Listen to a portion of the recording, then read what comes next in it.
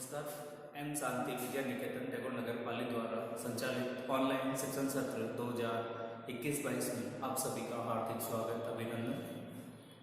आज हम कक्षा 6 विषय सामाजिक के अंतर्गत अध्याय 7 अशोक एक अनोखा सम्राट जिसने युद्ध का त्याग किया, इस पाठ का अध्ययन करेंगे। हम सभी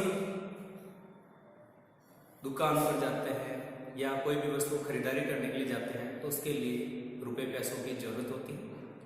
उन रुपए पैसों पर एक चिन्ह होता है, शेरों वाला यह स्तंभ।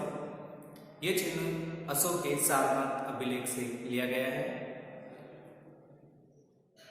इसी तरह से अशोक ने जनता को आदेश देने के लिए बहुत सारे अभिलेखों का प्रयोग किया था। हम पढ़ते हैं अशोक किस वंश का शासक था। अशोक मौर्य वंश का शासक था।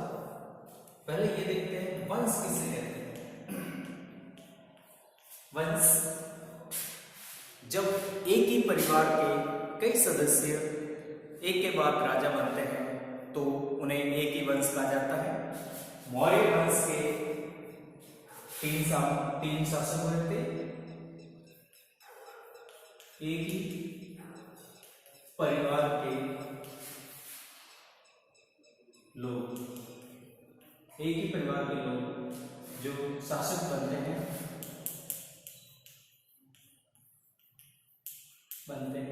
तो वो वंश कहलाता है। जैसे मौर्य वंश की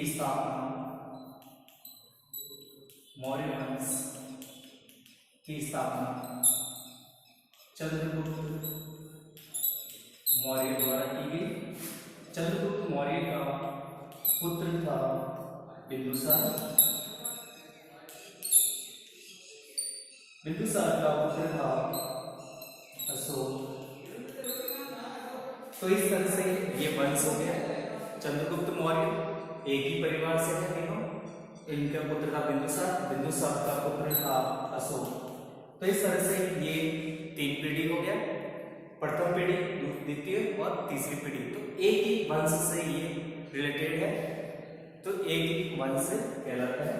तो इस तरह से वंश है एक ही परिवार के लोग जब शासक बनते हैं या उसी परिवार के लोग उस वंश का कहलाएंगे। अशोक साम्राज्य पर शासन किया। उनसे पहले मौर्य वंश,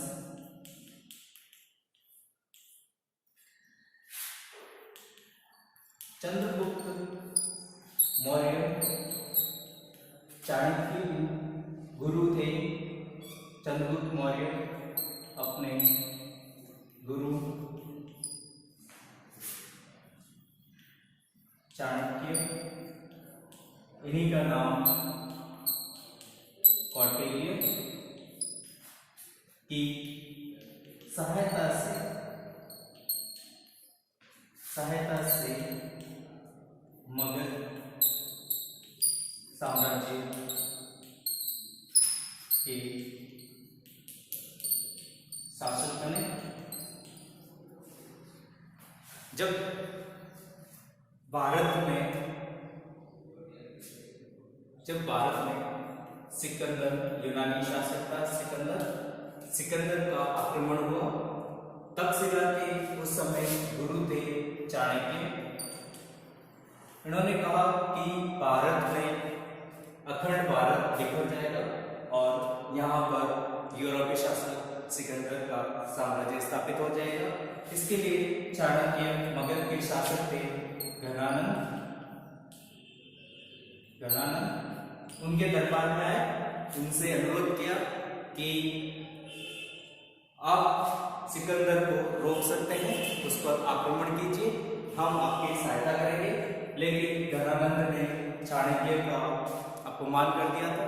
इस अपमान का बदला लेने के लिए आचार्य चाणक्य ने चंद्रगुप्त को शिक्षा देकर यहाँ पर घनानंद को हटाकर मौर्य साम्राज्य की स्थापना की। तो इस तरह से मौर्य साम्राज्य की स्थापना मगध, जो वर्तमान के बिहार के अंतर्गत है और इसकी राजधानी थी पाटलिपुत्र। राजधानी थी पाटलिपुत्र जो बिहार में है, तो पाटलिपुत्र पे थी।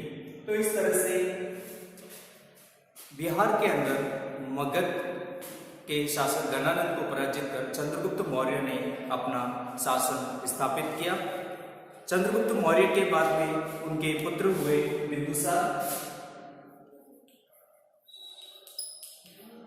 बिंदुसार ने इस साम्राज्य को स्थिर बनाए रखा। बिंदुसार के दो पुत्र हुए थे, एक तो था सुशील और दूसरे थे अशोक। सुशील को तक्षशिला का गवर्नर बनाया था और अशोक को मध्य प्रदेश के उज्जैन के अंदर गवर्नर बनाकर भेजा था, राज्यपाल बनाकर भेजा था। तक्षशिला में बिंदुसार के समय विद्रोह हुए थे। इस विद्रोह को दबाने के लिए सर्वप्रथम सुशील को भेजा, लेकिन वो असफल रहे। फिर बाद में अशोक को भेजा, उन्होंने सफलतापूर्वक इस विद्रोह को दबाया गया। बिंदुसार के अंतिम समय में अशोक उज्जैन का गवर्नर था, जो बाद में अपने भाई सुशील और अन्य भाइयों की हत्या कर अशोक मौर्य साम्राज्य का सम्राट बना।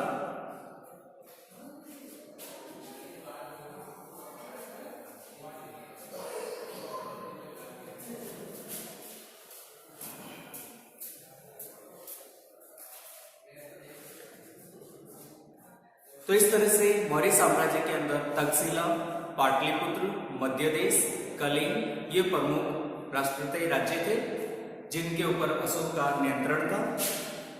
उसी तरह से साम्राज्य के बहुत बड़े क्षेत्रों में किसान और पशुपालक गांव में रहते थे। मध्य भारत जैसे लगभग ज्यादातर हिस्सों में जंगलों से भरा हुआ था। वहां पर लोग फल फूल संग्रहण करते थे और जानवरों का शिकार करके अपना आजीविका चलाते थे। साम्राज्य के अलग अलग इलाकों में लोग भिन्न भिन्न तरह के कार्य करते थे। फिर अपन देखते हैं साम्राज्य का प्रशासन। मौर्य साम्राज्य का प्रशासन, इसमें जो प्रमुख थे वो थे राजा, जो प्रमुख होते थे। मौर्य साम्राज्य के अंदर अशोक सम्राट प्रमुख राजा था, जो सीधा नियंत्रण इनके हाथ में था, यानी प्रशासन का केंद्र बिंदु सीधा नियंत्रण होता था इनके पास में, सीधा नियंत्रण होता था। इसके बाद में यहाँ पर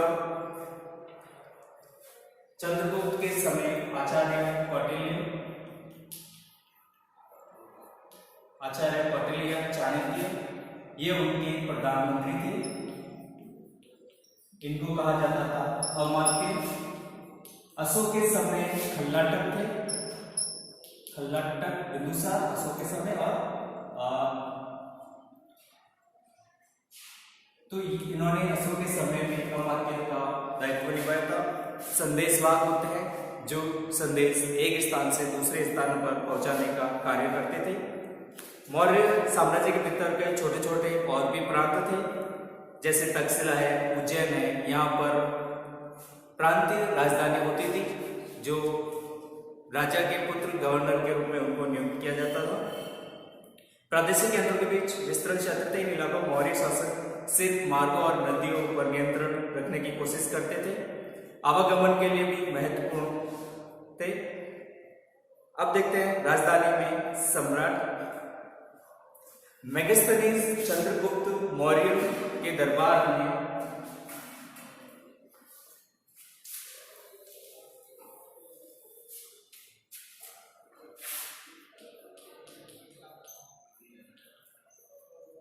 मेगास्थनीज चंद्रगुप्त मौर्य के दरबार में यूनानी राजदूत थे। यूनानी राजदूत, इनकी पुस्तक का नाम इंडिका था, जिसमें भारत, तत्कालीन भारत के बारे में बहुत सारी जानकारी मिलती है। अशोक के द्वारा अपने शासन के 8 वर्ष के बाद कलिंग का युद्ध किया था। कलिंग का युद्ध यानी अशोक राज्याभिषेक के बाद राज्याभिषेक के 8 वर्ष बाद कलिंग पर युद्ध किया।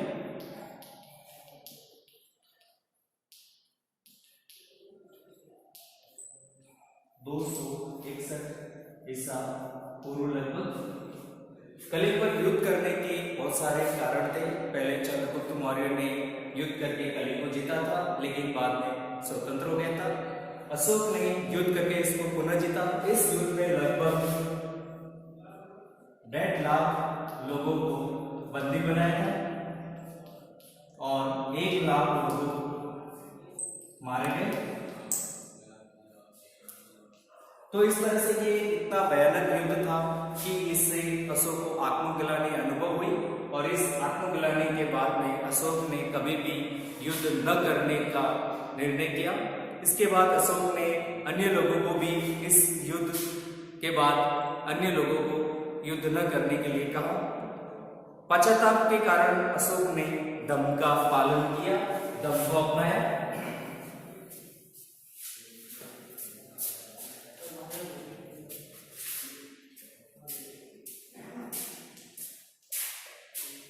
बौद्ध धर्म के अनुसार दम का पालन किया जाता है। इस दम के अंतर्गत नैतिक आचार विचरण करने होते हैं। लोगों को बताया गया कि आप लोग दूसरों पर हिंसा नहीं करें, अहिंसा का पालन करें, दूसरों माता पिताओं की सेवा करें। इस तरह से इस दम में लोगों को कहा गया। दम संस्कृत शब्द धर्म का प्राकृतिक रूप है। संस्कृत के धर्म का प्राकृतिक रूप है। तो इस तरह से अशोक ने दम के बारे में कहा और दम महामात्रों को